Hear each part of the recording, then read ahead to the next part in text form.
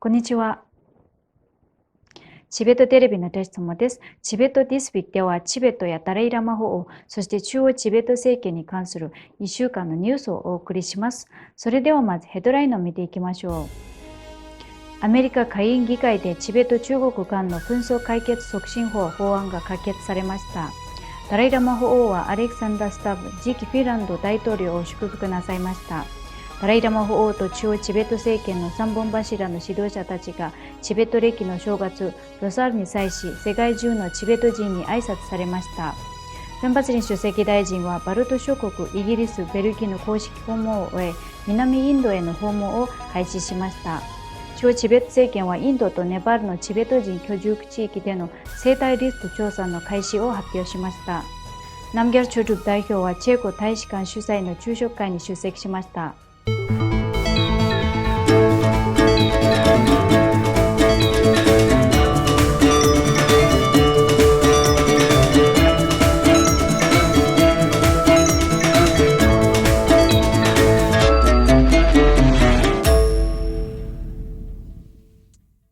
2月15日、アメリカ政府から大きなニュースが飛び込んできました。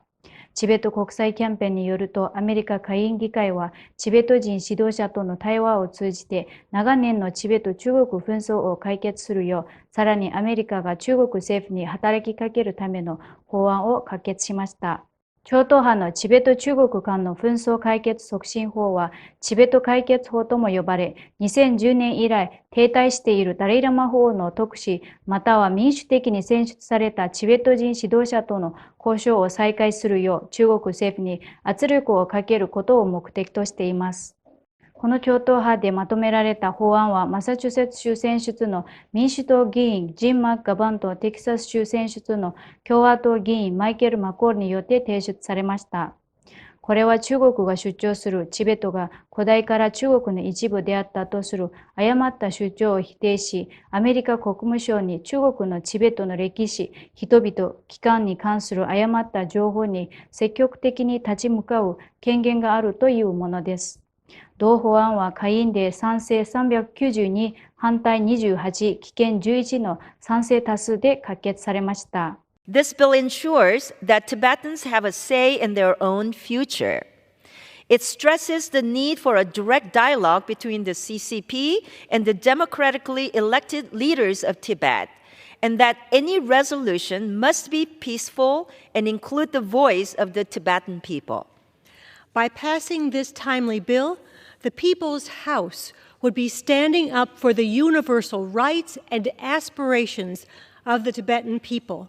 This bill authorizes the State Department to take actions to counter Chinese Communist propaganda directed against Tibet and its history and its institutions, and for that reason, it ought to be strongly supported. And again, I urge my colleagues to support this bill because it is about standing up for human rights. It is about standing up for the Tibetan people, a people who have been repressed for far too long. And I thank all my colleagues for their support.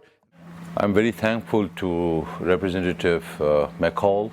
Chairman of the Foreign Affairs Committee, and Representative Jim McGovern from the Democrat side in the House who sponsored this bill, which has now been passed in the House almost unanimously with 392 votes in favor, 17 against, and 11 abstentions. And even those who have opposed the bill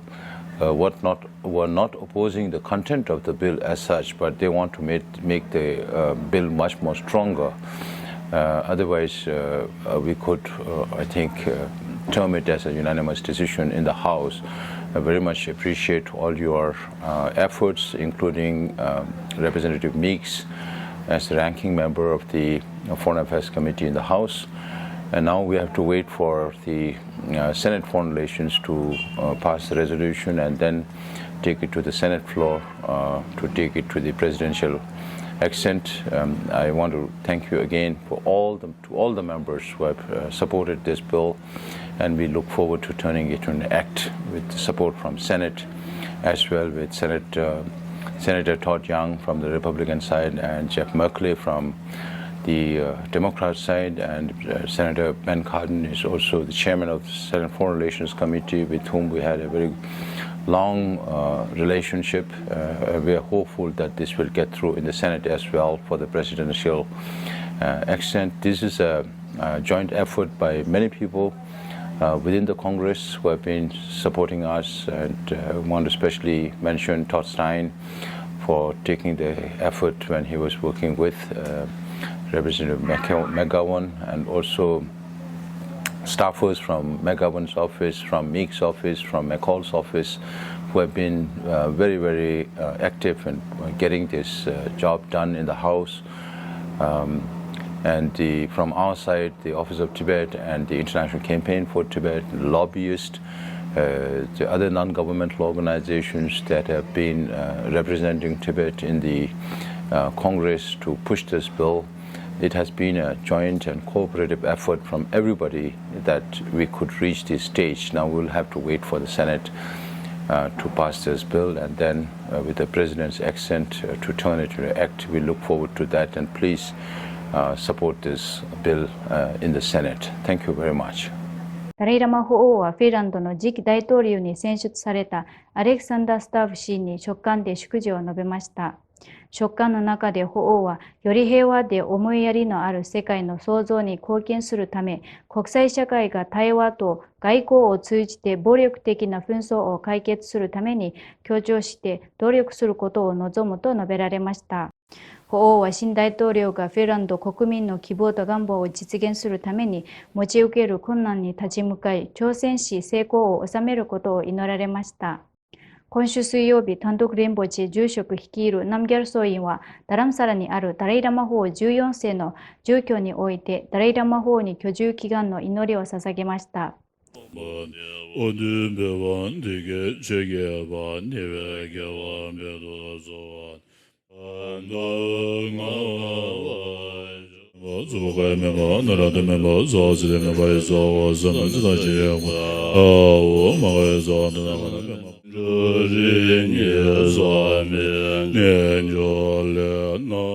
チベットの精神的指導者であるダライラマ法王は、伝統的なチベットの新年である2151年気流の年であるロサールに際し、チベット及び亡命中のチベット人に心からのご挨拶を述べられました。法王はチベット国内の同胞チベット人の揺るぎない信仰と献身に感謝の意を表明されました。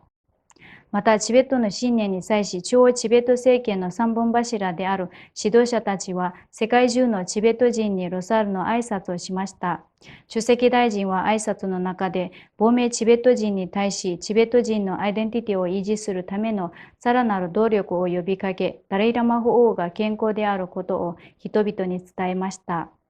また、法の意図を理解することが不可欠であり、さらに重要なことは、それを実践することが極めて重要であると述べました。チベット亡命議会の憲法スナムテンベル議長と法務委員のテンジ・ルントク氏もロサーの挨拶を述べました。2月10日、チベットロサーの初日の早朝、情報国際関係省のノンジルマ大臣とチベット亡命議会のドマツリンテカン副議長が祝典を主催しました。亡命議会議員、超チベット政権の各部門の秘書、職員、ナムギャルソー院の僧侶、ガンディポダの秘書らが出席し、ダライラマ2世以来行われているティチンチュリンツーラカのセドルを執り行いました。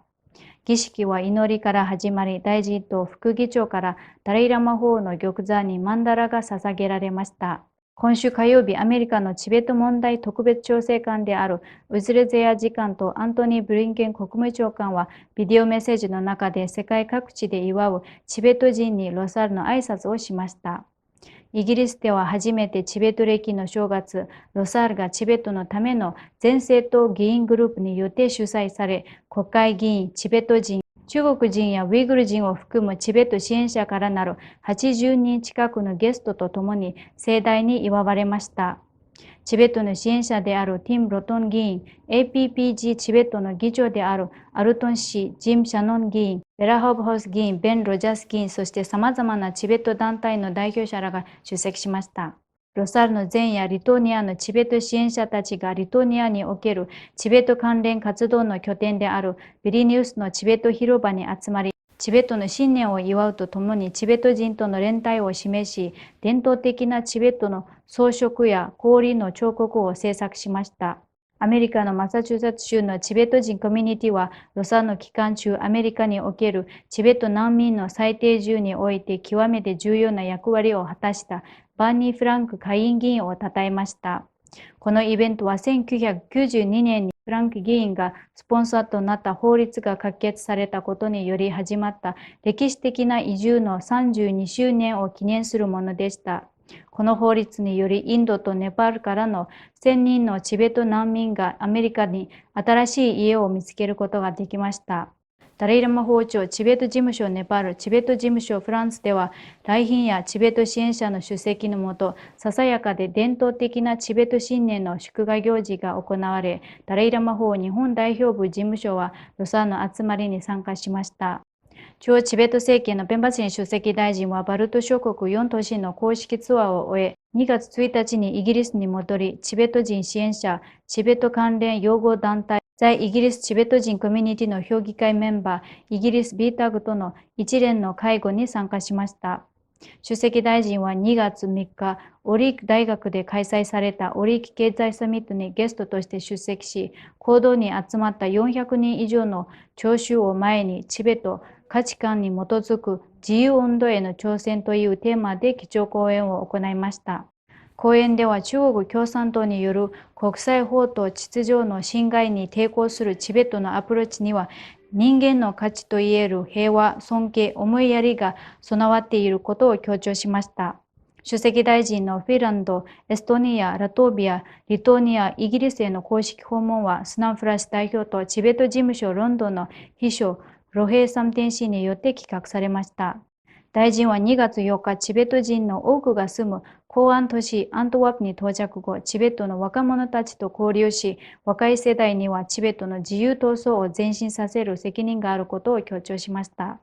その後、ベルギーに住むチベット人に対し、中央チベット政権の優先事項について詳しく話し、質疑応答が行われました。ベルギーへの公式訪問の後はインドに戻り、ベンガルールで残りの公式行事を行いました。主席大臣は翌日、マウントカメル大学、セント・ジョセフ大学、MS ジャマヤ応用科学大学の国家安全保障研究センターの学生や教職員を前に講演を行いました。主席大臣はスピーチの中でチベット高原の世界的重要性とインドとチベットの歴史的、現代的な結びつきを強調しました。また中国の現在の経済状況について自身の考えを述べ、中国のチベット人に対する厳しい政策とチベット問題への干渉と誤った表現について話しました。ベンガルール訪問中、主席大臣はニューインディアンエクスプレス紙のバラチャーハン氏のインタビューに応じ、チベットの自由を求める運動について語りました。その後、主席大臣はインド政府ニルパマ・ラオ元外務大臣の住居を訪問し、チベットの現状と国際的支援について話し合い、チベットの大義に対する継続的な支援を求めました。ベンガルールでの公式行事を終える前に、主席大臣はチベットユースホステルでベンガルール在住のチベット人学生と会い、交流しました。今週火曜日、ベンガルールに続き、主席大臣は南インドのチベット人居住区を訪問し、インド・チベット友好協会紛争支部を正式に発足させ、その後4日間の公務の初日をこれがチベット人居住区で開始しました。宗教文化省、内務省、文部省、厚生省は2月2日未明、中央チベット政権の生態リスト調査プロジェクトに関する記者会見を共同で行いました。記者会見でパンデントゥンジュ長官は4つの省を代表してメディアの取材に応じ、この調査の意図を評価しました。長官は、インドとネパールのチベット人コミュニティの正確な生態リストがないため、今度の調査で行政に正確な統計を出すことによって、将来のプロジェクトを効率的に考え出すのに役立つだろうと述べました。また長官はインドとネパールのチベット人居住地全域のチベット人コミュニティの全メンバーに対し、中央チベット政権の亡命チベット人への福祉政策が円滑に進むように、この調査に参加するよう促しました。ワシントン DC のチェコ大使館は2月6日、チェコ外務省人権移行政策局長のベロニカ氏のアメリカ公式訪問に際して、チェコ大使固定で特別昼食会を開催しました。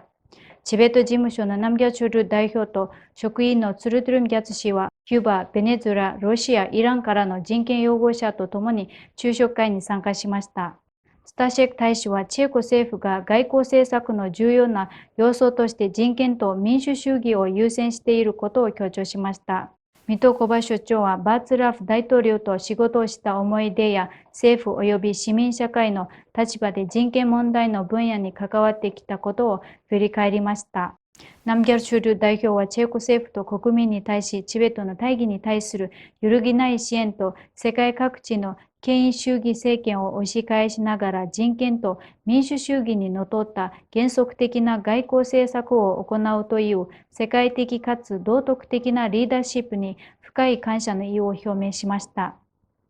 これで今週のニュースは以上です。チベットテレビをご覧いただきありがとうございます。